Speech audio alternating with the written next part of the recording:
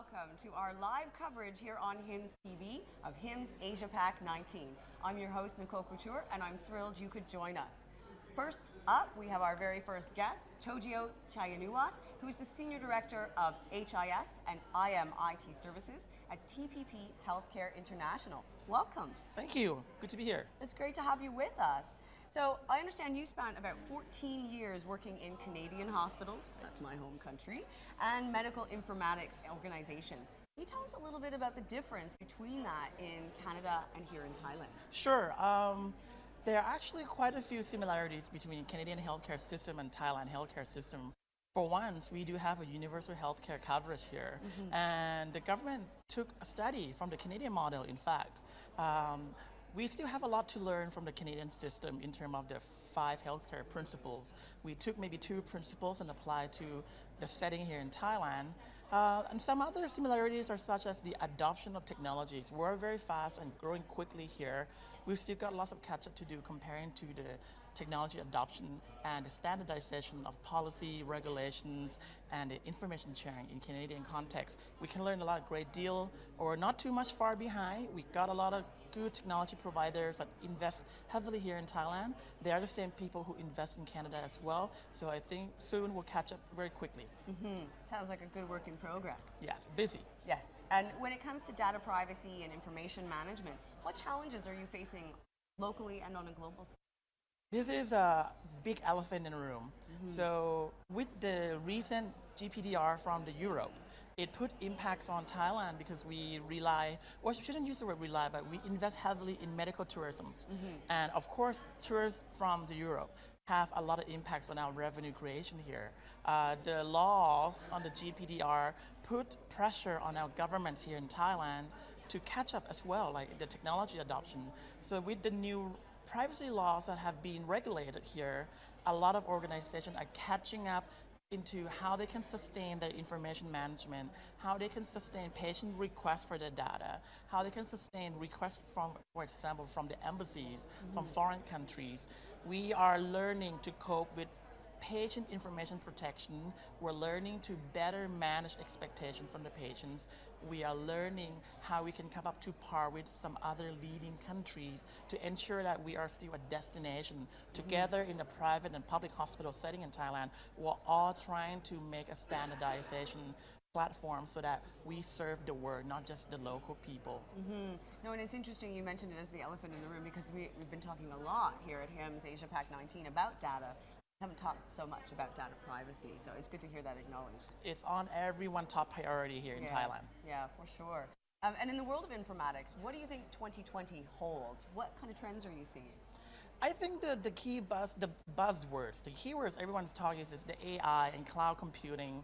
But for myself and for the company I work for and other works I'm involved in Thailand, certainly the IoT is coming. The old word on the mobile application, it is still the new here.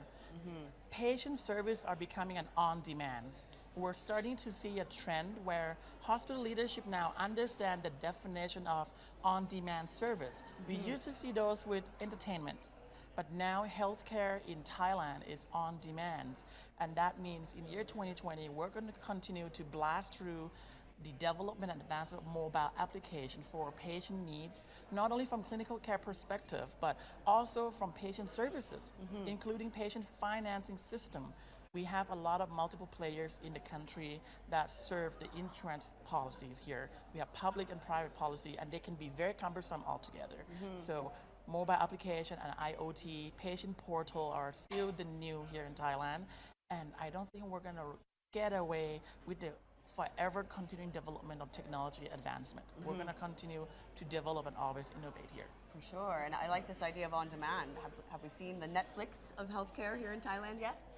It's starting to show up. From what I understand here at the conference, in speaking with some of the CEO levels involved, there are people who are now deploying patient on-demand service through the portal. For example, the telemedicine. It used to be just a sense of a patient connecting on a video to talk to the doctor. It is way more than that now. We're talking about ICU consultation on a live surgery. We're consulting not only for the physician to be within the telehealth platform, but also for the family members to join and receive the information of their loved one being operated in the theater. So mobile application and telehealth combine together to create a new on-demand service, whether that demand is for information or a demands to know what kind of care am I going to get, or the services that are available without having to go to the website. Right. The demand is I hit the button and information will be readily available, and it needs to come including with cost, estimated time, and a confirmed appointment, right, if they can manage it. Right, and are the people here in Thailand ready for that level of technology, that level of We have connectivity? people who have been ready and have proceeded. We have a lot of players who are going to attempt to proceed very soon, and I think a lot of learning from this very topic are being discussed in this conference as we're speaking. Interesting, interesting. So what kind of learnings from HIMSS AsiaPac19 are you looking forward to bringing back and sharing with your team post-conference? Not only to share with my team, but also to share with the peers that the technology vendors, they are not stopping. They always continue to bring new concepts, new solutions. They know what their customer wants, but it's only those vendors who really committed to the market being the hospital providers, the healthcare providers, and the patients. Those vendors who are here at the conference, for example, they are committed to releasing new enhanced features of their existing products. And we're happy to see that kind of commitment. We have vendors who are really proud of their one product, and they've maintained the focus, which is good.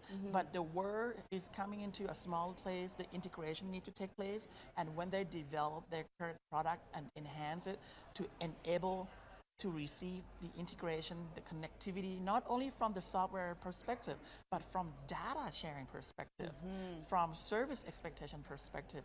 That's what I like to share with my team, that as a healthcare provider, we also need to ensure we can allow those technologies to come in and play with us and allow for that sharing to take place. We also can't stop thinking.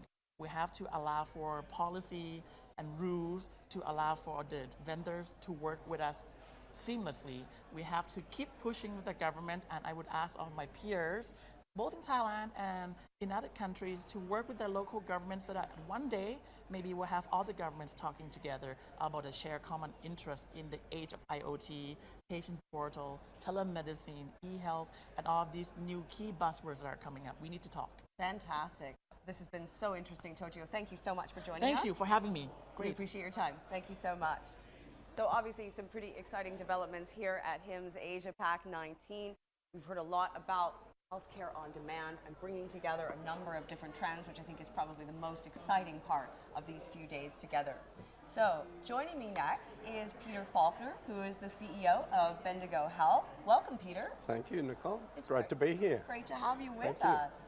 So you have an impressive career, and you started, of all things, as a psychiatric nurse. Yes, indeed. How do you find yourself now where you are today in Bendigo? Well, I've had a really wonderful, really wonderful career. I've had all sorts of interesting experiences. I did a number of years as a clinical nurse, moved into managerial roles. I spent then some time working for our state government, the Victorian government, and in their health department. So got a good understanding, I suppose, of the health system from a centralist's perspective.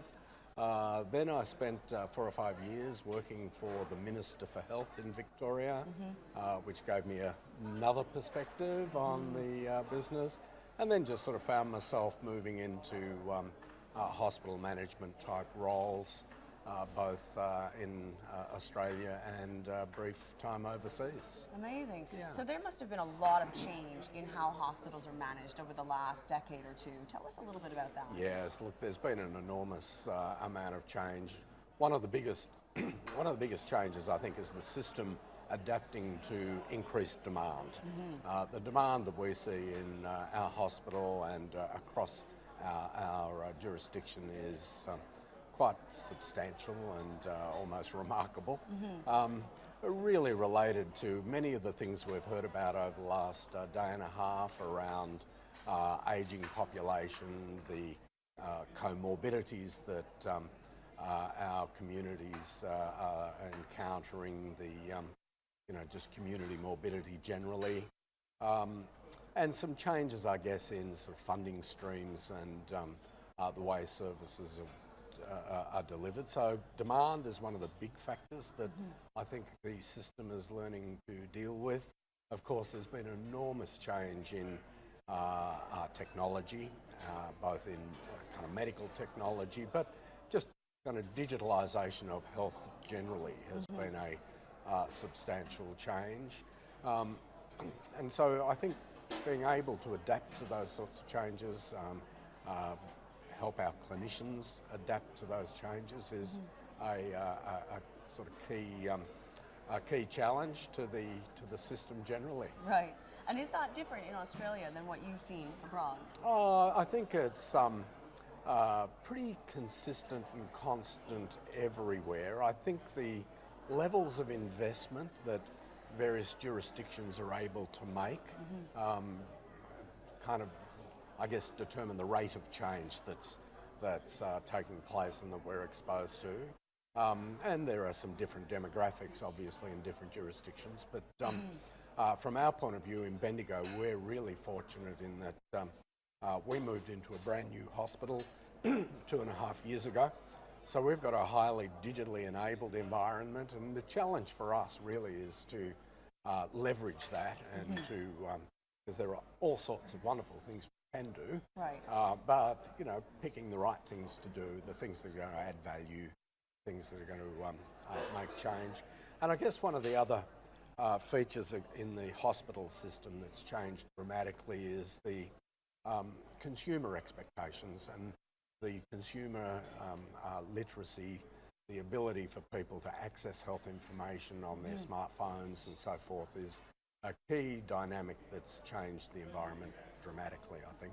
Right, most people come in with a diagnosis from Dr. Google already. Absolutely, right? Indeed they do. And how does that change how doctors sort of tackle the conversations with Yeah, patients? I think, as I heard yesterday, someone say, you know, the first 15 minutes is spent convincing the patient they don't have that particular diagnosis often, and I think there is some truth in that. By the same token, it also does perhaps enable a different quality of conversation between practitioners and patients than we've seen in the past. Even though their diagnosis, Dr. Google may not have got it right, they're starting to develop some literacy, some of the language, and a little more insight and understanding. And I think facilitating more engagement in managing their own health. And I think that's a really positive change in society as a consequence of consumer technology. Yeah, this concept of owning your own health data is something that's really quite recent and sort of facilitated by Google, but I have to think that's a good thing for hospitals. I happen to think so as well, yeah. So, you know, one of the challenges for us, of course, is trying to make good quality health information available to our community and to our patients. We service, as a regional health service, we have a catchment of, a primary catchment population of about 120,000. We provide secondary tertiary services to a population of about 300,000, but it represents 25% of our state's geography. Wow. So very large landmass, very low population in essence. So networking across, and we have 17 hospitals in that area.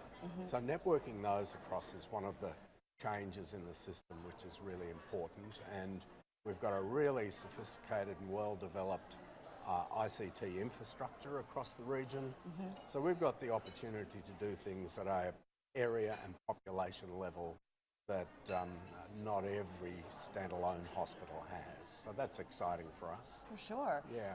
And so what have you seen at HIMSS AsiaPac19 that you're looking forward to bringing back to your team in Australia? I think there are a couple of things that really jumped out at me. One was the presentation yesterday on supply chain innovation. I think that's really important. We've got a digital environment, lots of data, and I don't think we use it as we should. So I think there's some opportunity for us to learn from those experiences. I think also the advent of some of the AI and machine learning tools that are emergent are really of interest to us, and tying it with what we heard this morning from health catalyst around um, using machine learning to stratify patient risk. And I think from our point of view, we've got an emergency department burgeoning with demand. So to be able to use some of those tools to manage demand in a way that we don't currently is something that I'll take back. That's really interesting. Peter, thank you so much for joining us. Absolute pleasure, Nicole. Really appreciate having you. Thank you very so much. Okay. Enjoy the rest of the show. Thank you. Bye-bye. So I think one of the most interesting things for me this week has been kind of going beyond those buzzwords of AI and machine learning and really hearing from some of the practitioners here at HIMSS AsiaPac19 about how they're going to use these techniques within their businesses. So joining me next is Dr. Datuk Hiljik Singh, Medical Director for Prince Court Medical Center. Welcome. Hello, hi. It's great to have you with us. So you were on a panel, and during that panel you discussed price control with healthcare thought leaders from Thailand and India. Does Malaysia share some of those same challenges? Tell us a little bit about that panel. Thank you. I'm also the president of the Association of Private Hospitals Malaysia. There is a new initiative by the Malaysian government to control drug prices. It has not been implemented. There has been talk. But it's a deep concern in Malaysia as far as private healthcare is concerned, because private healthcare in Malaysia is not subsidized without any support from any stakeholder. Private hospitals run on their own. But I must admit that in Malaysia we have a very robust public healthcare system where the people of Malaysia have got an option to go to the public healthcare, which can deliver equal level of healthcare with good outcomes. And the only reason patients go to private healthcare is because of the comfort, choice of the doctor they could see, and of course they have got other perks which may not be significant when you compare what you can actually get in the public healthcare. I see. So we have no choice, but in private healthcare there will be markups, there would be profit margins that private healthcare has to make to be sustainable and also to develop. But if you compare private healthcare in Malaysia with the neighboring countries, for example, we are far more cheaper, despite the fact that most of the medical equipment, the technology that we have is bought internationally. Nothing is from Malaysia. Right. So with our current exchange that we have right now, definitely we buy at a higher cost, but charge our patients at a lower cost, comparatively speaking, with the region. So with the introduction of control of medication price or drug prices is going to impact some amount of the profitability the hospital requires in order to keep itself sustained. Right. In running a hospital. Hospitals are not cheap. Of course not. Of course not. And that balance between public and private is a very delicate one. Are there some successes you can share so far from Malaysia with these new price controls? Well, so far we have not implemented the price control. They are looking at it. We are still in discussion with the government. We hope there will be some sort of we can come to an understanding that we can self-regulate ourselves to keep the cost low. We can do public-private partnership with the government to help some of the patients to ease their overload. But definitely controlling the drug price in a private centers, it's not going to be good.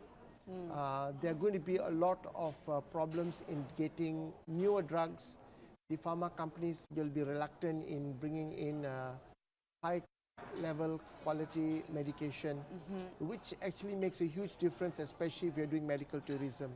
Malaysia is now developing a good portfolio in medical tourism, and we are worried that drug price control will not be a good method for us to be competitive with the hospitals in the region. Right. And is there the case that these kinds of price controls improve healthcare when it comes to innovation or quality of patient care? And what's that discussion with the government kind of sound like? Now, we have mentioned to them that this kind of controls are going to impair our progression because we need to be few steps ahead of time. Patients are looking at innovative methods. And if we do not have those margins, it is very difficult for us to take the next step.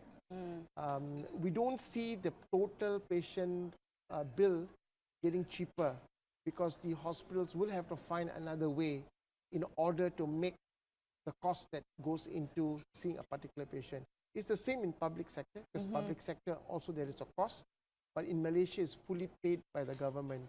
I won't even not say it's subsidized, it's actually almost fully paid by the government, and there is a cost, and they know it. They know it is expensive. So to progress is going to be difficult if this goes on. Right. And what are some of the, I mean, that's obviously a serious implication, but what are some of the other implications of price and balancing that quality of care between public and private hospitals? Well, the quality of care both in public and private is almost equal. The only difference is in public, well, there would be a long wait, they may not be so comfortable, but the clinical outcomes, I must put in a record that public healthcare is equally good. And of course, in private healthcare, as we don't get the margins, then we may not be able to sustain that kind of care. So it is important that patients and the stakeholders should understand that this cost has to come and has to be paid. We cannot compare with the public sector because it's fully paid by the government. And as I mentioned earlier, we are still the cheapest in the region. And what patients are paying is actually still quite a significant, quite a small sum when you compare. And we are currently good in the private sector. We are equivalent to any of the regional hospitals with that kind of care and outcomes that we are providing. So definitely there would be an impact if this thing comes in, because 20 to 30% of the income comes from the medication profits that the hospitals make. I see. And so, I mean, I have to think with so many fantastic thought leaders and innovators gathered here at HIMSS AsiaPac19, there are some takeaways for you. What are some of the things you're going to take back, drive these discussions with the government? I think the important thing would be looking at technology, looking at artificial intelligence, so that we can also use artificial intelligence and also technology to contain some of the costs in other areas. Not in the medication price, but in other areas where there could be a potential wastage. So technology actually helps. We sometimes do not realize that there's a lot of wastage in any hospital, both private and public. And I think when you have technology, and there's a lot of technology here that we can adapt, for example, using electronic medical record. Electronic medical record system is not fully utilized in Malaysia, but if every hospital in Malaysia uses electronic medical records, you'll be able to see more patients efficiently, effectively, and that can actually reduce the cost. And hospitals can actually see that the profitability get better when you're using technology. But it's just the change of mind setting, because when you adopt a technology, there is a cost again. But we should always look at the long term. In the long term, there will always be some amount of a benefit that sometimes stakeholders don't see it immediately. Right. So we should adopt technology. And in my hospital, in Prince Court Medical Center, we have been using EMR for the last 13 years. And I can say that it actually helps in running a hospital in a very effective way. So we are fully electronic, using electronic medical records. And we have never had issues, and there's no turning back. Right. Well, you can't go back. Doctor, thank you so much for joining us. We really appreciate having you with us. Thank you. Thank you. So obviously, a lot to consider with the balance between public and private, and the level of subsidization and price controls have a serious implication for that, particularly for countries like Malaysia that are considering getting into more of medical tourism, which we've also heard a lot about here at HIMSS Asia 19. So joining me next is Nilesh Jain, who is the co-founder and managing director of ClinAdvantage. Welcome. Good morning. It's How are you? Great. Great to have you with us. Pleasure. So we're going to talk a little bit about the showcase you're taking part in here at HIMSS AsiaPac19, the Chronic Disease Management Showcase. As part of that, what kind of trends did you see, or are you seeing as part of the showcase? Actually, there's a huge trend in terms of chronic care management. What we're seeing is the consumer behavior is changing. When you look at across all the other industries other than healthcare, we're seeing a drastic change in terms of how the new generation is consuming services. We believe healthcare is going to be the same. It's going to go through the same transition, which means do we have the right technology, do we have the right solutions to actually meet the consumer requirements for the next 5, 10, 15 years? and how the providers are actually enabling that today. Hospitals and doctors need to decide whether they're going to be an IT company or be a healthcare company, right? Right. And this is where we come in as a part of solutions in the startup ecosystem and new ideas and new concepts, right? And we see a huge transition happening in terms of mobility coming in, consumer services, younger generation, especially the Generation Z and the millennial generation, consuming healthcare services. Apart from that, when you look at the geriatric population, again, the huge rise in terms of number of people and just be able to take care is going to add a lot of burden on the existing provider network. So how does technology come in and help actually alleviate this pain? And we see a big shift in terms of how this care can be managed, remote care, home care, and long-term chronic care can be managed using technology. Right, and that technology piece is a balance, especially when we're talking about an aging population, right? Absolutely, it's a huge, huge, huge issue, and there's a massive burden either existing today or coming up in the next 10 years in terms of the provider and their ability to service this particular class of people. Because an app isn't always the answer for that group of people, isn't. right? Absolutely, it isn't. And this is where I think we make a big difference, right? When you look at the solutions that are coming out in the market today, we need to have a fundamental difference. And I'll give you a lot of examples in other industries. Look at Workday, what they've done in the healthcare and the HR space. You look at Salesforce, what they've done in the CRM space, right? Yep. They've actually created technology to change behavior. And this is where we come in.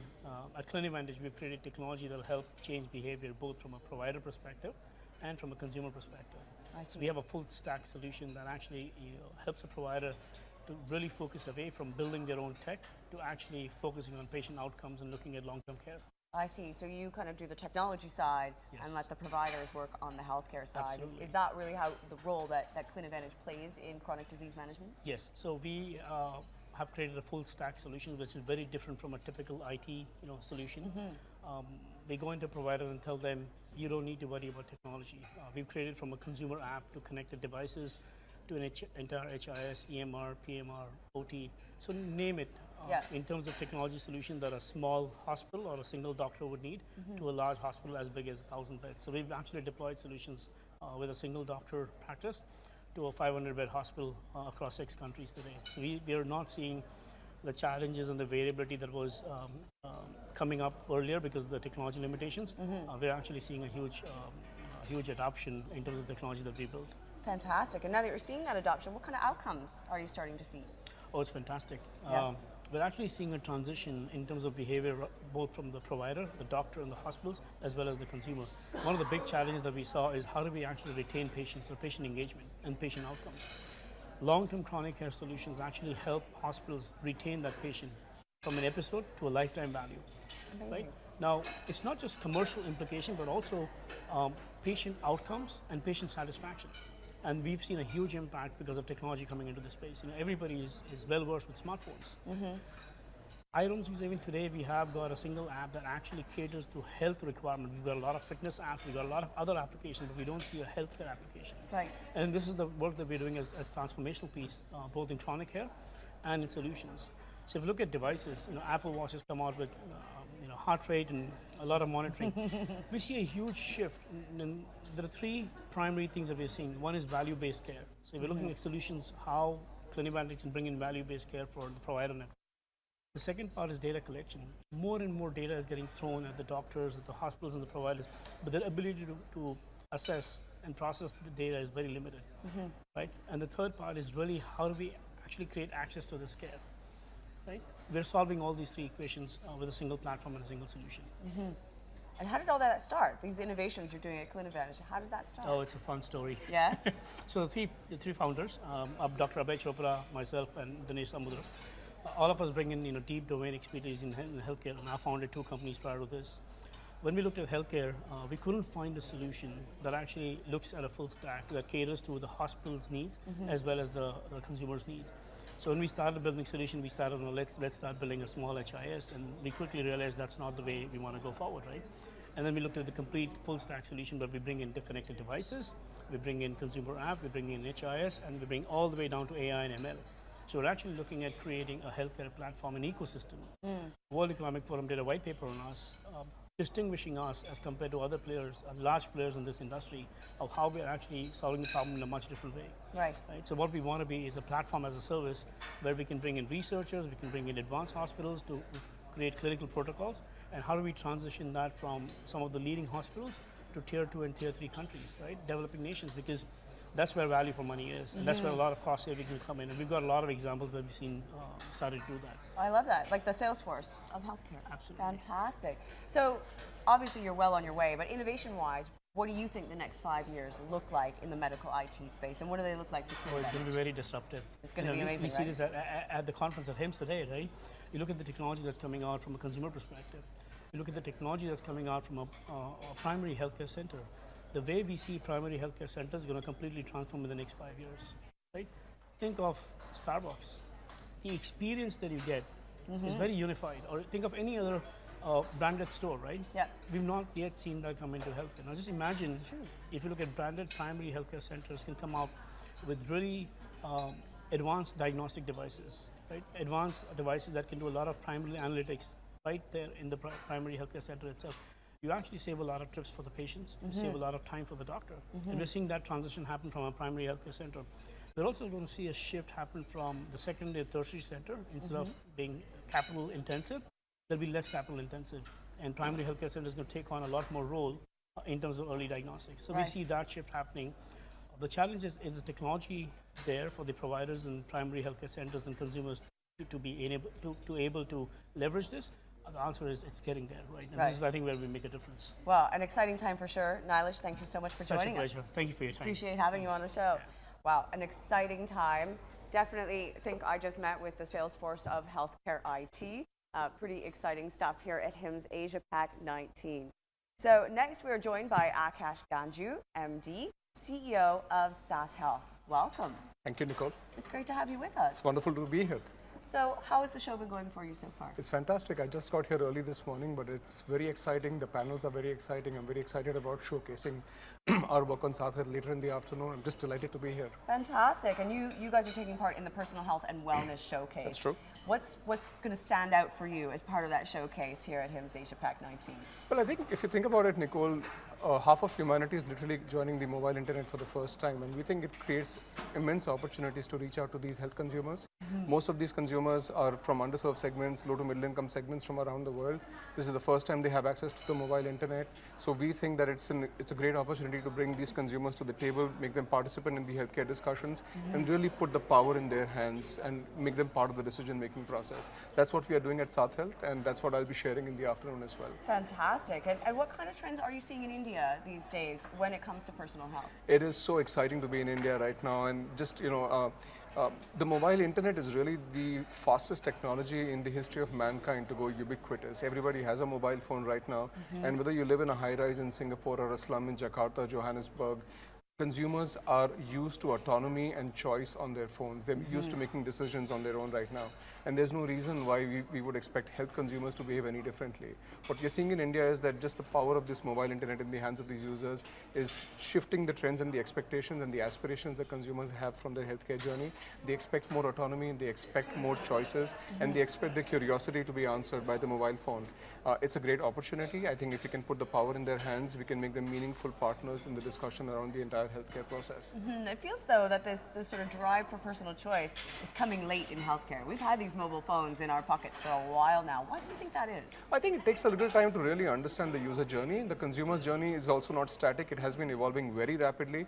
So for us at South Health, we published some interesting research last year, and already that research is obsolete because mobile behaviors and user behaviors are evolving so rapidly. Healthcare doesn't move in those quarterly cycles, but I think if we have to really keep pace with the health consumers, we have to learn to keep pace with the evolving aspirations of health consumers. Right, and is that part of what inspired you to create SAS Health? Tell me a little bit about your company. Sure, I mean, South Health was really inspired by two converging stories. So on the one hand, my wife and I, we're both co-founders. We are also parents to two young boys, and we believe very strongly in investing in early childhood. So we spend a lot of time, energy and resources with our children. Professionally, both of us have worked with mobile behavior change platforms in healthcare over the last 10 years, and we've seen the fascinating evolution of both mobile behaviors and also consumer choices over the last 10 years. And we thought it's a great convergence to bring both of these together, put power in the hands of parents, and give them the knowledge and the resources to really invest in better childhood, for their children. So we are giving the knowledge and the resources to parents in order to build healthier childhoods for their children. Fantastic. And what's some of these big challenges that you're facing when we think about building healthier childhoods? What are some of those challenges? So Nicole, in the next 10 years, 1 billion children will be born around the world. And I think it's time that we step back a little bit and think about what kind of future we want to bequeath to these children of ours. Now, thankfully, the global community is very focused on building healthier childhoods, whether it's the Sustainable Development Goals, the World Health Organization. We recognize the importance of investing in early childhoods, but we are still talking about giving 1 billion children the start to life that they deserve. In many of the communities around the world, we see underwhelming statistics around children's health, nutrition, and just really poor learning indicators when they get to age 6. 85% of the child's neurological development is done in the first 6 years of life. Yeah. So if we have an opportunity here to really invest in these children early on in their lives as a community, and I think the mobile internet offers a fantastic last mile tool to reach the parents of these children and these communities, so we can build a healthier future for all of our children. Right, and is it a different approach for meeting the needs of those children in underserved populations? Does it make it more challenging? I think so. I mean, parents everywhere, when they have young children, they're going through difficult times in life. Most of the communities that we work in, parents are low income, so they have, they're struggling to meet ends meet. They're paying for everything out of pocket. They're trying to put their careers together. But I think the one thing that really unifies them is when you talk to many of these consumers about their children, their eyes light up, their face breaks into a smile. They live out their aspirations through their children. So I think it is challenging, but it's also a great opportunity because it pegs onto the aspirations of many of these consumers and these parents. And is that where SathHealth is headed? What's the next 5 years look like for you guys? So we think, at least in India, we have the opportunity to get to 100 million consumers. India will have 250 million children born over the next 10 years. It's a great opportunity for us to invest in childhoods, not just in India, but also across the world. So we are increasingly learning on a mobile platform. We are beginning to use machine learning algorithms. We have over 500,000 sessions on the app from our parents right now. That's given us huge insights and data that allows us to invest in machine learning algorithms to really optimize the journey for our parents. That's where we are going. We want to get to 100 million lives in the next 5 years and really secure the future for our children. Wow, that's a lot of kids. What are some of the things you're hoping to take back to your team at SathHealth from here at HIMSS AsiaPac19? Well, it's a great opportunity to just come out of the work that we are doing and learn from other organizations around the world and what they are doing. I think one of the things that really impresses us is the use of technology, and what we feel very strongly is that even though we are building a platform for low and middle income users, there is no reason why we shouldn't harness the latest technologies to serve their needs. In fact, if anything, it is more responsibility that we use the latest technologies to serve many of these low and middle income consumers, allowing them to leapfrog into the future. So I think for me and my team, I think the greatest learnings are understanding what are the latest technologies being used and how can we find a way to harness them and take them back to our consumers back in India. That's really exciting, and a lot of things to do for your couple of days here at HIMSS. And one more thing, what can folks expect from the Wellness Showcase? One takeaway that they can expect from that showcase and your presence here at HIMSS AsiaPac19. Well, I think my co-panelists as well as me, our entire focus is on personal health. So how can we start shifting our mindsets towards doctor-led care to a process where patients and health consumers are really part of the decision-making process? I think that's a significant mindset shift that all of us need to do as an ecosystem, but that's the only way that we can really start addressing the healthcare challenges of the future. It requires us to sit inside the heads of the consumers and understand where they are and what they are thinking. Yeah. But if we can do that, we can find a way to address our challenges in the future. Fantastic. Akash, thank you so much for joining us. Thank you for having me, Nicole. We really appreciate you being on the Thank show. You. So I'm blown away by some of the numbers there and the level of commitment in bringing new technologies and innovations to some of these underserved populations and really addressing sort of the boom in population that's about to come. So joining me next is Amrish Nair. He's the co-founder and CEO of Biorhythm. Welcome. Hi, welcome. Thanks for having me. It's great to have you with us. So maybe you could tell us a little bit about Biorhythm, your company. What do you guys do? Absolutely. And so Biorhythm is fundamentally developing a remote fetal and maternal monitoring system designed for pregnancy care in the 21st century. It's designed around the fact that women work. Women take time, actually, and about optimizing that whole journey and making sure there's a happy, healthy mother and baby at the end of it. So understanding that time is an important aspect in a woman's life, and making sure that everything goes smoothly and making sure the doctor has enough information to be able to make decisions on time.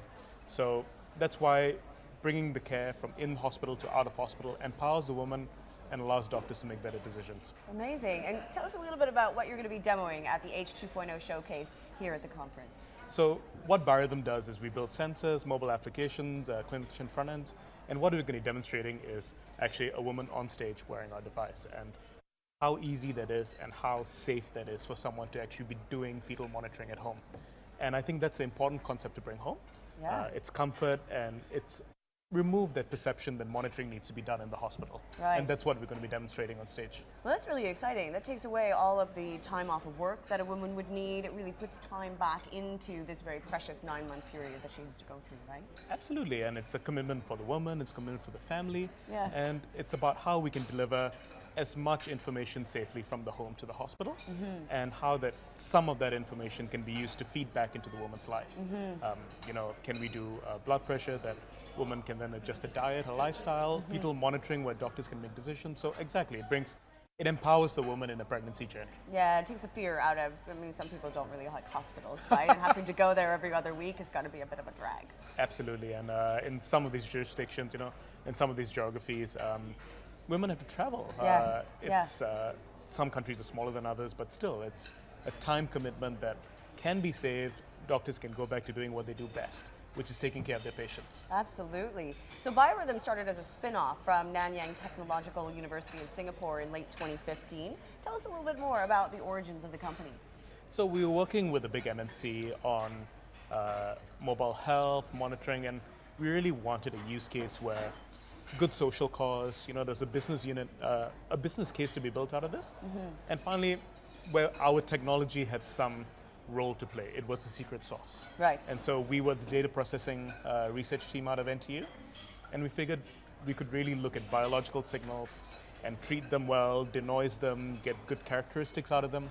And that's where sort of our niche played into this, where fetal monitoring, where the fetus's heartbeat is a 10th the size of the mother's. And we're able to capture that accurately despite being at home, despite all this environmental noise. And so what started as a very academic project built into something that could make a difference in people's lives. And so that's what really motivates us and gets us out of bed every day. And what were some of the technological challenges you guys had to overcome? I mean, it's got to be challenging, removed from the hospital environment, removed from the ultrasound environment. What were some of those challenges and how did you overcome them? So there were a number of challenges involving breaking perception. I think breaking clinician perception that's a new way things could be done. Right. Technologically, how do we prove our technology with the first few believers, right, and then the subsequent adopters? So I think breaking that mindset was the hardest thing that we had to endure, and that's why it took us a couple of years to actually work through that, work with key opinion leaders, to actually test our devices, go through prototypes 1 to 4 with the 4th version of the prototype right now. So it was really around that and getting our device tested in hospital. There's a sensitivity towards testing on women, pregnant women. Right. And I think we had to prove beyond doubt that our devices were safe, that we could do what we actually said we could do. It's really interesting that it sounds like the challenges were not necessarily technological ones. Sounds like you and your team kind of aced and flew through those. But the technologies were more around people's opinions and really overcoming some of those sentiments. Exactly, and I think especially pregnancy care, people don't like change, the doctors especially, and you know, women expect things to be done a certain way, but when you show them things could be different, that's when you see minds start to change. That's when you see, hey, wait a minute, why haven't we done this way? Right. So yes, it was around perceptions and how do we change those. That's really interesting. So what are some of the innovations and learnings from HIMSS AsiaPac19 that have impressed you so far and that you're going to bring back to your team? So HIMSS, the theme that we've seen is really about how do we connect data. How do we connect data outside the hospital, inside the hospital, with actionable insights for the doctors. And you see, you know, patient management systems, you see analytic systems, cloud systems, and that's really the future. And I think that's what's best at HIMSS, is how do we collect all this data for doctors to make actionable insights, rather having islands of data. So that's what I've taken away from HIMSS. And that really sounds like it's right up your alley at Biorhythm, right? That you guys are really all about that. Absolutely, that's why we made the flight over here, and we're enjoying ourselves. Right on. And what else do you guys hope to showcase and take away from your personal health and wellness showcase here at HIMSS? I think it's about collaboration between companies and looking at what other companies are doing, challenges they are facing. How can we help them overcome challenges and how can they help us? And I think it's really that collaboration between small companies that we are going to take away from that showcase. The collaboration is key, and that's obviously how companies grow. Is that something that's relatively new in your space, in your experience, or has that always kind of been there from the start? So, I mean, health has been dominated by a few different companies like Philips, GE, and I think small companies working together to actually deliver value to a hospital, that's kind of new, but it's growing in a huge way. And I think conferences like HIMSS really help to facilitate that growth. So, I mean, now we have the medium to do it, and that's why we're doing it. That's fantastic. I love the sound of what you guys are doing at BioRhythm. Amrish, thank you so much for joining us. Thank you so much. This has been great. Thank you. It was a pleasure being here. Cheers. So, next up, we are pleased to introduce you to the HIMSS Patient-Driven Care channel, which is brought to you by DXC Technology right here on HIMSS TV. This channel is going to provide you with a preview of what industry insiders and innovators have to say about connected care with the patient at the center. Let's roll the clip. Whenever we do our tasks in the hospital, it's frustrating enough to have to spend most of your time looking at the screen versus actually looking at your patient. DXC Patient-Driven Care offers solutions to doctors who spend more time looking at their computer and entering data than looking at and communicating with their patients. To compete, they need to recognize that convenience is now the deciding factor. Convenience being, can I see somebody according to my schedule at a price that I can afford? This is how all these other entrants are going to be competing for the consumer dollar, and how hospitals have to now reposition themselves. Dr. Matthew also discusses other top challenges healthcare organizations face today and why data is the key to success. I guess the real question ends up being, how do you get that data, and how do you create that relationship with the patient? The first step is streamlining the provider experience, because as you know, your providers are your front line. They need to be happy in doing their job, because otherwise that's the first face that most patients see. And that's why we believe that streamlining their workflow, whether it's removing waste or creating a system that makes it so it's easier to interact for them, so they can interact with the patient better, these are the type of things that we would focus on in the first step, because a satisfied provider leads to a satisfied patient. Creating that better, more convenient patient experience, where convenience being that it's something that I can use at my schedule at a price point I can afford, is really important in that second step. Joining me next is Shinji Yamamoto, who's the director at St. Mariana University School of Medicine. Welcome, Shinji. Hi. It's nice great to to have you with us. Nice to meet you. So, could you tell us a little bit more about your role at St. Mariana University School of Medicine in Japan? Yes, first of all, I'd like to explain about St. Mariana University. Sure. Because last 2 days I have been asked some questions about the name of the school. Yeah. Because we are Japanese university, but we have the name of St. Mariana. So people ask me, why is it St. Mariana, the English name? Because we are the only Catholic-based medical university in Japan. Okay. And we have about 120 students, one grade. And my role in my university is I'm a director, so I'm managing all these business issues and IT issues and stuff like that. And we have 4 hospitals and 1 clinic. And University Hospital is the main hospital, which has 1,200 beds. And the other hospitals are 600, 400, 150 beds, and so on. And the clinic is especially for women, for breast cancer. Okay. So we have totally about 2,000 beds operating in our university. Yes. That's quite a bit. And is it a teaching hospital? It is a teaching hospital, yes. And what is the dynamic of the students and patients? How does that work on the ground? Well, because it is a medical teaching hospital, the school is just beside the hospital. So always patients, students, professors, doctors work together on daily basis, on the night shift and stuff like that. So I think we've been working very closely hospitals and universities. And do you think that university dynamic helps move things forward because there is this element of learning and constant improvement? Definitely, yes, definitely, yes. And can you share with us some of the projects that you're currently working on at the hospital? Yes, well, in 3 years we are celebrating our 50th anniversary. So now we've been trying very hard for Many things actually. We have a lot of projects going, and one of the largest projects is we are rebuilding our inpatient hospital, which is a quite large one, and also we've been trying to implement new EMR system in a couple of years.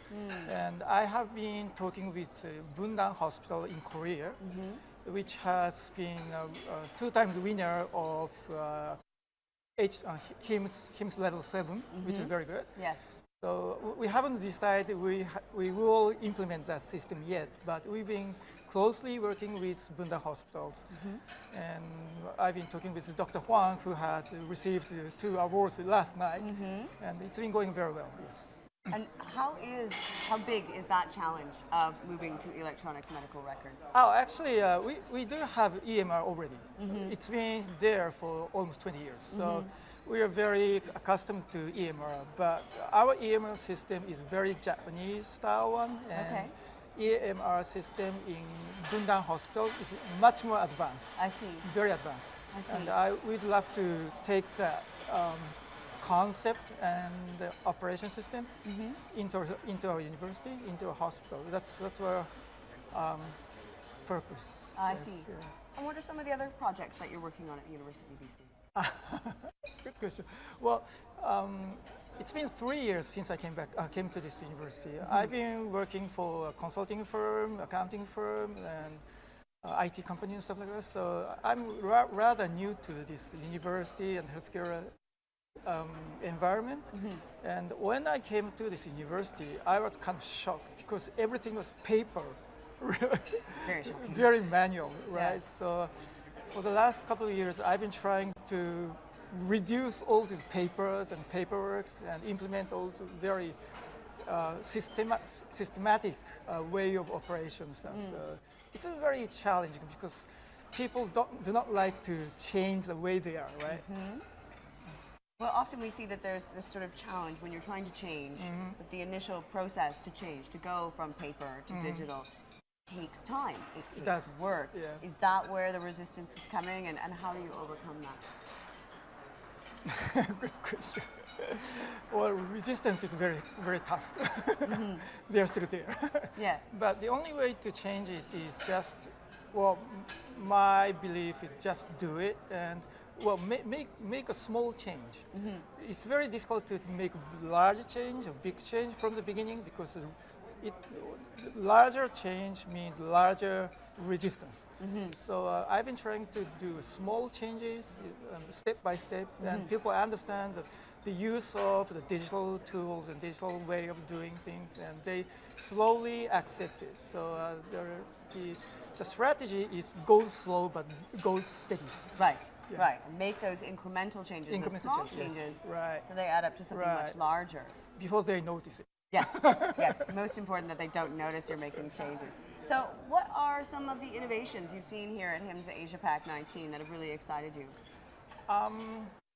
Well, it's not really innovation I have been impacted, or I mean, I have impact on, but hearing all these sessions and speakers, I've been rethinking about the value for the patients. As a healthcare provider, we are always facing patient, and we have to think what kind of value we have to give to their patient.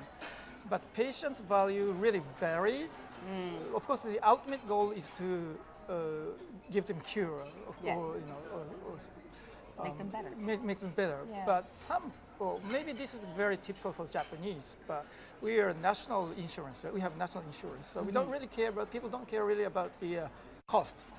So we just go to the hospital whenever they feel like going, right? So some patients go to hospital just to see the doctors. Yeah. Yeah. And it's a waste of cost, but that's their value, right? Yes, yes. Well, it's difficult to measure value when there isn't a perceived cost on the part of the patient.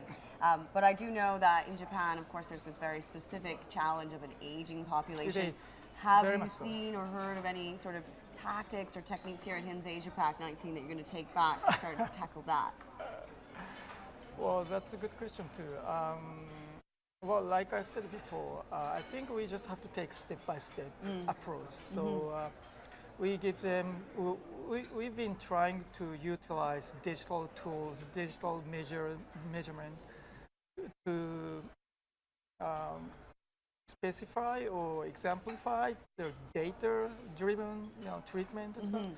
So elderly people have more, of course, diseases, injuries, but if we can utilize the digital data or outcomes, I think we can do better treatment, better, care for the elder people as well. So we just take step-by-step approach to digital world and take advantage of the outcome from the digital. That same step-by-step approach, right? That's how we'll get there in the end. I think so. Thank you so much for joining us, Shinji. This was fantastic. Thank you we very really much. appreciate your time. Thanks.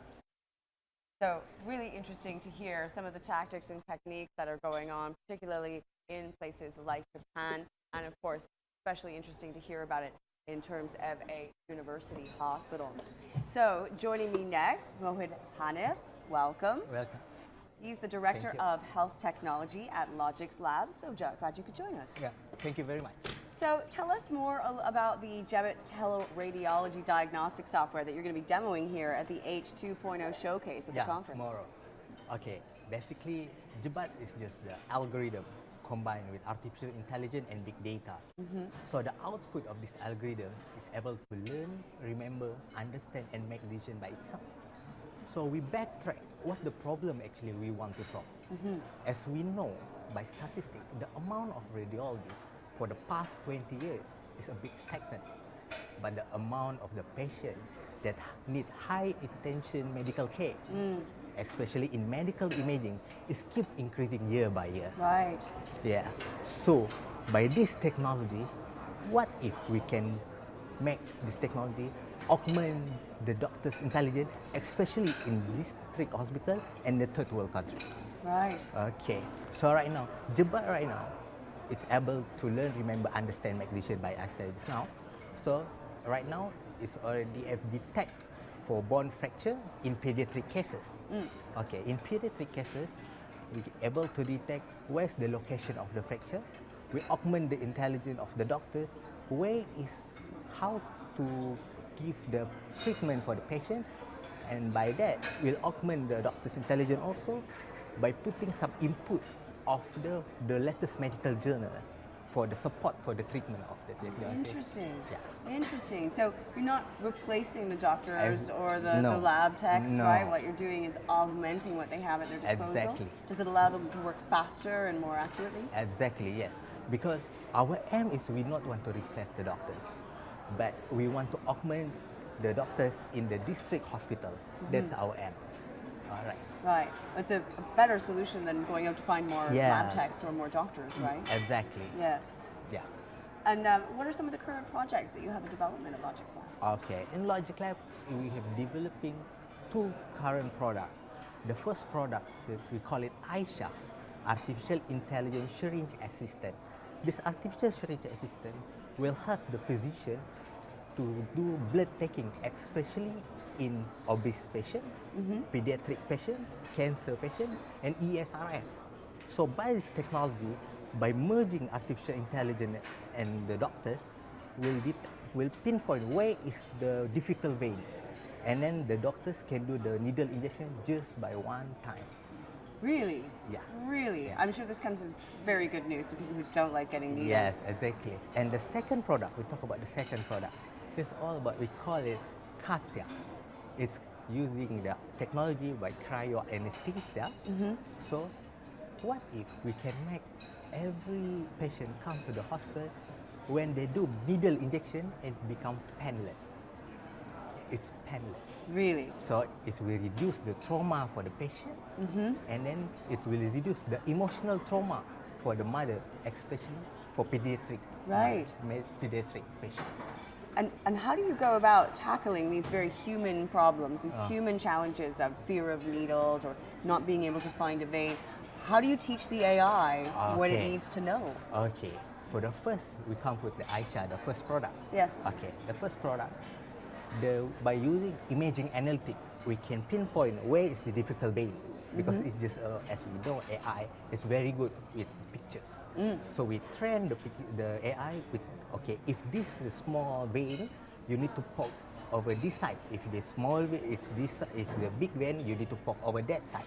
So we train the AI to pinpoint where is the location of the vein. How? Okay, and then we talk about the cryoanesthesia. When you poke the needle to the vein, and then the patient will feel painless because the cryoanesthesia will numb your subcutaneous tissue. I see. It can be like below negative 16 degree. And then when you poke the injection, and then it will become painless. So that's the technology we're developing right now.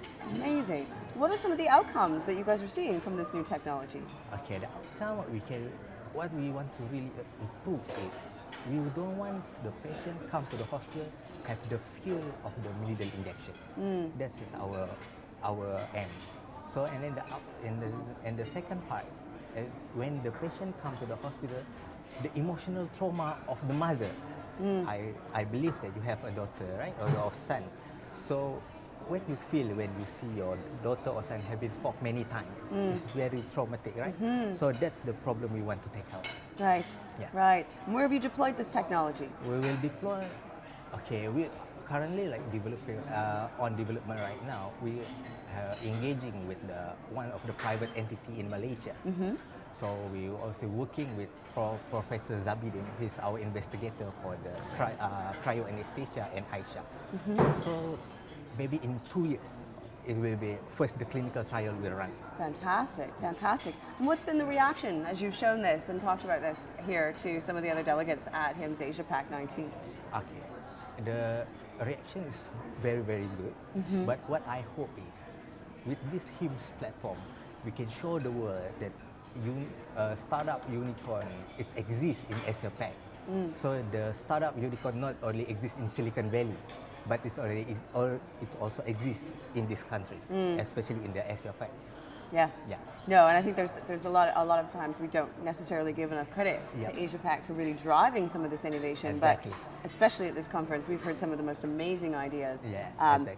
Where did you guys come up with the idea for this? Okay, basically last time I'm working as a medical doctor, medical physician. So when I'm working, I have been counted with all of this kind of problem. So with the innovation, with discussing with my partners on all the team, and we come out with this solution to deploy to the world. Interesting, interesting. So what are some of the learnings that you're hoping to take away and take back to your Logix Lab team from the conference this week? So as we know, here a lot of good startup to deploy on development of the AI, especially on AI. So I hope with this combination of the idea, we can create all the very good ecosystem of the health tech startup in AsiaPac. So deploy any solution to present to our country. And have you seen that so far? Yeah. Any big takeaways? Any favorites so far? Right now, yeah, I see 1 or 2 startups.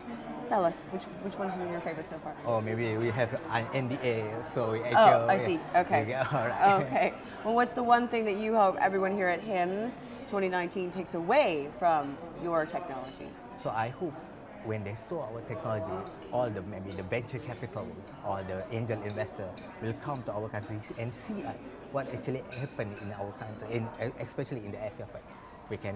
I can make it to be specific, especially in Malaysia, because I can see a lot of very talented startup that can be a disruptor of the healthcare industry. Yeah. I love the level of disruption that we've seen over the course of just a couple of days here. That's got to be really exciting for you and your team. Is that what you're going to take back to your team at Logix Lab? Exactly. Yeah. It's time for disruption? Disruption and augmentation of the doctors, basically. Of course. Fantastic. Thank you so much for your time today and for joining us. We really appreciate it. All right. So next up, we're going to hear from Holly Ramash, who's the Executive VP and Chief Clinical Officer at Health Catalyst. Joining us next is Holly Ramash. She's the Executive VP and Chief Clinical Officer at Health Catalyst. Welcome, Holly. Thank you. It's great to have you with us. So over at Health Catalyst, you're responsible for bridging the gap between technology and the clinical world. How do you do that? That's a very good question.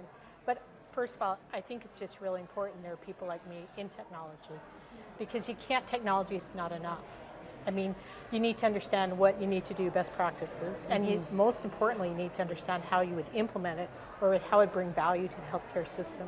So I think bringing people in like clinicians, people that do operations in healthcare are imperative to do that. Just to give you a quick example, I worked for a technology company that did workflow for orthopedics. And the people that were building technology built a really cool technology piece where you could just choose the piece of the body, and that was how they document. Unfortunately, they didn't realize that there's about many tendons in the hands. There's many things, so it actually increased the workflow instead of improved it. And so things like that, I think, are really important to participate in. For sure, and I think maybe this sort of answers my next questions, which is why are healthcare systems struggling a little bit when they transition to value-based care? Is it sort of not spending enough time on that gap between technology and the patients themselves? I think that has a lot to do with, I think that actually, as we look at systems that are struggling, they don't have enough information. I think they don't have real information, so they don't have enough data, because we just heard about, you know, it's from prevention to the end of life when you're thinking about this, or at least in a year episode. And it requires more information from everywhere. And then they need different kind of analytics. They need different skills and different technology that look at workflow across that whole spectrum. So I think that's one of the key areas. You know, another key area I was thinking about as you were bringing this up was, you know, it's hard living in two worlds, fee for service and value for care. And at some point they have different incentives, and at some point you got to make a choice. And right now it's between 23 to 33% of what you're providing to care. Once you get to that high value care, you got to jump. But it's very different incentives to saying we want to do more MRIs because we're going to get paid for it.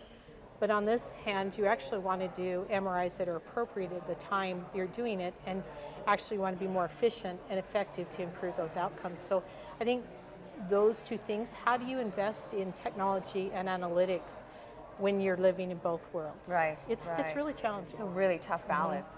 And how does a balanced approach to care management increases when you're thinking about return on investment? It's all about balance. Obviously. It is about balance, and I think there's as many articles that say care management is good and cost effective as there is that said it's not cost effective anymore. So what do you do? Yeah. So I think what we've learned is that analytics actually can really help us understand how to risk adjust or group patients into populations into interventional stages. So we have really high risk, we probably need ICU at home or those types of high risk things. But when we get to a rising risk category, we would match care management to those types who actually have a greater opportunity to prevent poor health outcomes and prevent higher costs. And so it's really matching the right patient to the right intervention and care management at the right time, in the right place. And analytics can help do that through machine learning, through AI kind of predictive models. We can get better and better at understanding that, because we don't have a lot of healthcare resources, so we can't assign everyone a care manager. Right. And then I think the other thing would be, you know, it might not be a nurse, it might not be a social worker. We should maybe be thinking about care management as people who live in the community, people who can help people navigate. So in that healthy population, that's actually proven to be more effective than having high-level clinical care coordination. Right, and I wondered if you were going to bring up machine learning and AI, because when we think about looking at the analytics, it's an awful lot of data to sift through, right? Yeah, it is, and I think right now, if you're not very good at pointing out where you should focus, you don't have enough resources, again, like I said, to assign a care manager to every single person. We don't have that many resources, and it's really finite resources. So the better we get at learning that and having the system continue to do that, to spit out a list that a care manager or a physician or someone who is coordinating their care can focus on, really helps the efficiency piece. But we still have a long ways to go in that area. Yeah, for sure. So Health Catalyst is putting on a plenary session here at HIMSS Asia 19, all about delivering value-based care. What can attendees expect from that session? Well, I think we're going to talk a little bit about what are the trends that are happening. Certainly, globally, we're getting older. We're having more chronic diseases. And then really thinking about a fundamental framework to think about how you practically could start thinking about what are the 4 5 areas that I should be focusing on, or what we're going to be talking about. And then I want to finish up by sharing some innovative stories that we've heard this year coming out of facilities and healthcare systems who are working in value-based care. That's interesting. It seems, particularly here in Asia, that an aging population is certainly very top of mind. Is that something you guys are going to touch on in your session? Yeah, it is. In fact, some of the data that I had pulled up actually worldwide in Asia has the same trends. In fact, Japan, South Korea, very high rates actually of people over 60, but the curve to growth for people growing older in Asia is looking very similar to the rest of the world. So I think it's a global issue. It's not, and the number of chronic diseases are also increasing. A bit of a perfect storm. And what learnings are you hoping to take back to your team from here at HIMSS Asia? Well, I'm actually learning, I think a lot of exciting things are happening in Asia. I think they are actually jumping over some of the things that happened in other countries that I've seen because they've learned. So I think we're looking at innovative ways to think about things differently. And I think one of the things is there's so many people in Asia that they have such an incredible place to test and watch what we're learning. So I'm excited to see how they're using AI and machine learning and technology to help target. The ultimate test market. Yes. Yeah, that's great. Thank you so much for joining us, Holly. We appreciate it. Appreciate it. Thank you. Next up, something really special for you. We have a sneak peek of an episode of Deep Dive, a new original series right here on HIMSS TV. Our latest is a 4-part series that takes a look at cybersecurity in healthcare. Let's have a look. The healthcare industry's increasing reliance on new technologies may be driving better patient outcomes and more efficient operations, but it also carries a major risk. The traditional model of doing security is not really efficient anymore.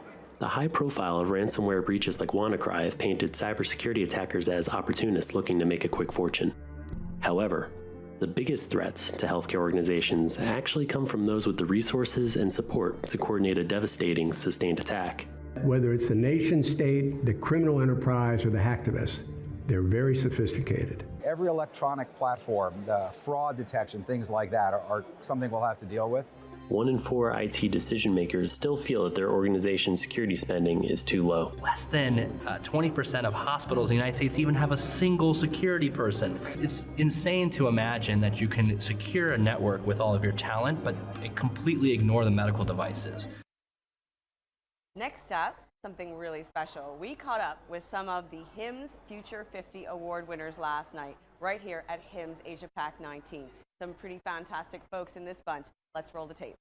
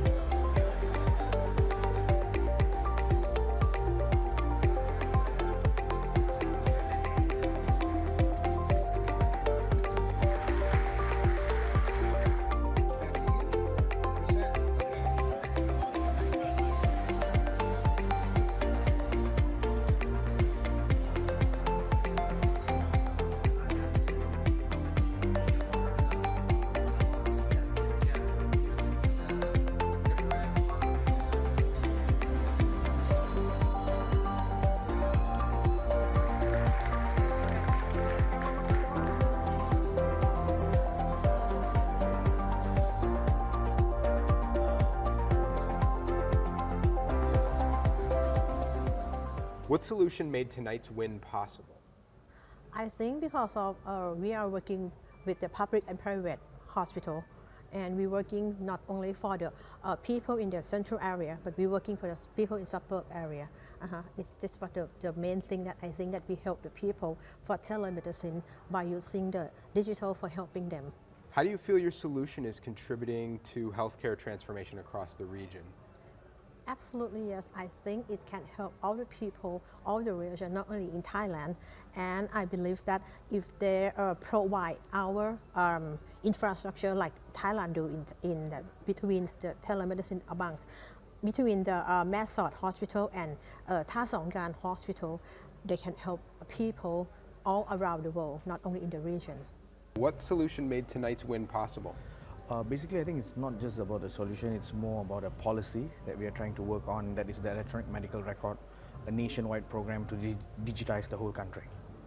How do you feel specifically your solution has contributed to the healthcare transformation across this region? So basically, I think how electronic medical record will actually solve this problem is mainly, number one is the continuum of care, number two is patient safety, number three is transparency and confidentiality. I think that will contribute to three different sectors, impact in three different sectors, that is the patient, the providers and the government. What solution made tonight's win possible? We've been working with agencies and providers in Singapore to roll out a portal for transitional care. How do you feel your solution is contributing to healthcare transformation across this region? The solution allows for providers to describe and to update one live shared care plan for each patient. This allows for information sharing and care continuity. Hello, this is Stephen Wellen with HIMSS TV. We're here at the HIMSS AsiaPac19 conference. You've just gotten off the stage winning an award. Could you tell our viewers a little bit about the award you just won? Oh, actually, I have to see this one. It is my privilege and it is really honor to me. Actually, I was selected as a HIMSS Future 50 in the Innovation Leader Group. So I didn't expect all of this one. In this tonight, actually, I participate as one of council member. Okay. I do not expect this kind of recognition. So really appreciate this recognition from HIMSS. And it is a kind of, I think it's not the personal recognition, it's a recognition for our institution as the first stage 7 recipient hospital since 2010 for the first time outside United States.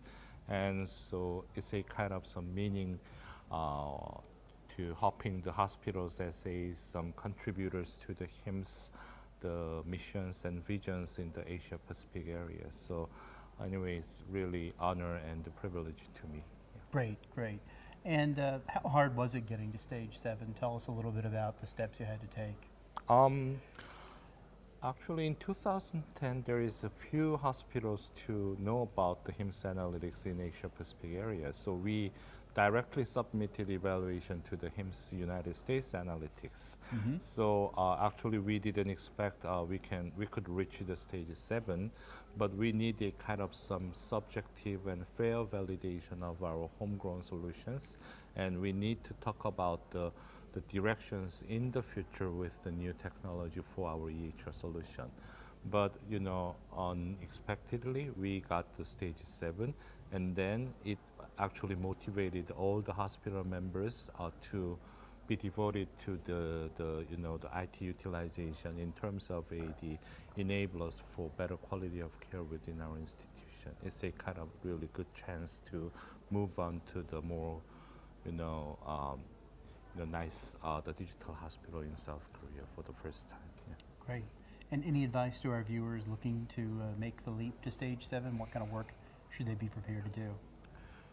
We already had several the really nice the stage 7 hospitals even in APEC region. So I think that all the stage 7 recipient hospitals are now open to make some interactions with the other hospitals in the same region. So if possible, the more chance to visit and more chance to discussions with the colleagues, as they can definitely help the hospitals to reach the stage 7, and to reduce the lesson learned. Actually, through the lesson learned from the other hospital, the hospital can reduce the resources and some efforts to reach the stage 7. Great. Yeah. Well, thank you so much for joining us today. You're the recipient of the HIMSS Innovation. We got to do that again. Sorry. So you're the recipient of the HIMSS Future 50 Innovation Leader Award. Tell us what that means to you. This is a great honor. I would have been very appreciative if it has come 5 or 6 years ago, where we were really innovating. Now I lead the team, but it is, even though it is late, but it is still feels great. Yeah. And tell us what would it have meant 5 or 6 years ago? Actually, we were in each and every walk of our life we were innovating. When most of the packs and risks were deployed in physical bare metals. We have created virtual machines and then installed multiple systems within bare metal systems. And then we also, the Western world is always advanced and they have been using standards, but emerging markets like Indonesia, Vietnam, they didn't know the standards. So we have created interfaces to help them so that they could be deploying systems. So these are some of the innovations. It is not an individual effort, but it is a team effort, right. And I'm glad I was part of the team. And are there members of your team you want to recognize? Yes. For the bare metal to virtual machine conversion, I would recognize Dinesh Parvatam, who played a great role as a solution architect for implementing systems. And for ASCII to SQL interfaces in order for us to compete with the Western world.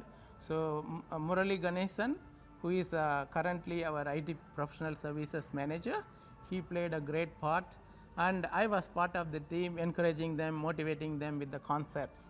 So yeah, it is a great honor to have this award, though it comes late, but we are still happy about that. Better late than never. It sounds really well deserved. Congratulations to you and your team. Thank you very much. Cheers. Thank you.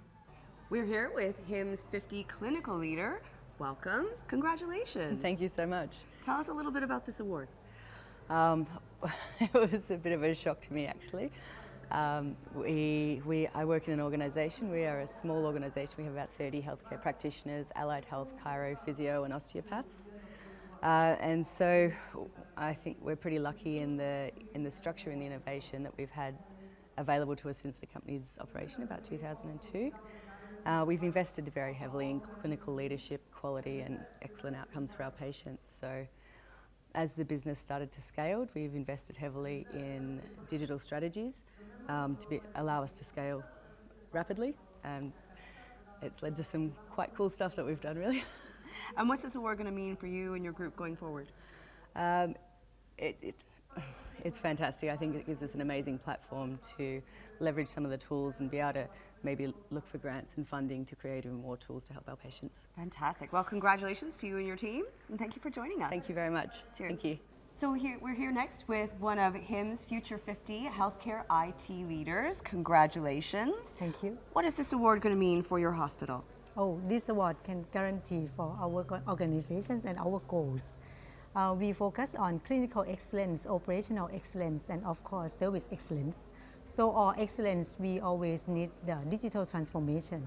And right now, our healthcare industry, even the hospital, we focusing on the big data, artificial intelligence, and because of Bumrungrad always focus in this kind of innovation. We have the robotic surgeries, we have the all about operational excellence under the digital transformation, such as remote interpreters, and we also implement the fully CPOE in our hospital, and we focus on patient safety and quality. We're here with one of HIMSS Future 50 clinical leaders. Tell us a little bit about the award and what it means for your organization. I was really honored to be announced as the future leader for HIMSS organization. For the future of our organization, we are in the time of digital transformation, and I found that for HIMSS framework is quite a good explanation to the whole organization why and how we move into the future with the digital healthcare. And what will it mean for your organization going forward to have won this? Well, I think we should start from the reason why we move forward for the digital transformation. The first question that we ask is how can we be more efficient? Well, I think this is the way that we should go on. How can we be more efficient and how can we be more safer for the patient? And I think this is the good framework to work on. Right. Well, it certainly means you're on the right track. Congratulations. Yeah, thank you. And thank you for so joining much. us. Thank Cheers. You. So next up, as part of our coverage from here at HIMSS AsiaPac19, we're going to hear from Young John, who is the co-founder and CEO of WellAssist Corp. Joining me now is Young John, who's the co-founder and CEO of WellAssist Corp. Welcome, Young. Thank you very much. It's great to have you with us. So I understand you're here to tell us a little bit about the development of the S-Patch Cardio, and I see you've brought some stuff with you. Yes, thank you. And let me introduce our S-Patch, which is continuous ECG monitoring. It's one of the lightest and smallest, we believe, that we have as a continuous ECG monitoring. As you can see, I do wear one, and this is my live recording of the ECG. One of the reasons why we developed this is, as we know, #1 cause of death in the world based on the WHO is heart failure and stroke, which is about 30% of the all death. And I think we need a ways to monitor and prevent such a disease. And that's one of the reasons why we developed this product. So this is something more portable and you can wear it all the time. That's right. I see. As the technology improves, IoT and consumerization, and patients are demanding more choices. And our consumer or patients are now becoming more smarter and more educated about their health. And I think this is one of the reasons why we want to give them much information as possible so that the patients or doctors can provide diagnostic with the right data. Very interesting. What are some of the other ways that this kind of ECG monitoring, what kind of benefits is it going to bring to patients, do you think? I think #1 is convenience for patients to be able to place by themselves, and the price will be cheap enough where they can just buy at a low cost.